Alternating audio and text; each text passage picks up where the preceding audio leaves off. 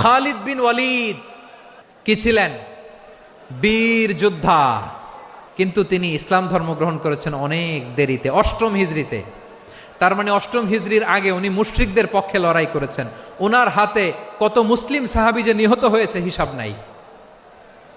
বিশ্বনবী টার্গেট করে রাখছে, তুমি আমাদের মুসলিমদের এত ক্ষতি করলা, তুমি যখন মুসলমান হবা তোমারে দিয়ে আমি এমন কাম করামু যে এটা আর কেউ করতে পারবে না। খালিদ বিন ওয়ালিদ রাদিয়াল্লাহু তাআলা আনহু অষ্টম হিজরিতে মুসলিম হয়েছেন, মক্কা বিজয়ের আগে। তো মক্কা বিজয়ের আগে যখন মুসলিম হয়েছেন, এর আগে কি করছেন? কাফিরদের সাথে যুদ্ধ করেছেন।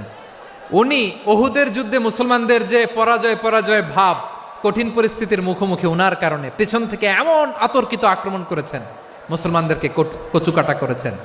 অষ্টম হিজরিতে আল্লাহ তাআলা হেদায়েতের নূর দিয়ে ওনার হৃদয়টাকে উজালা করে দিলেন।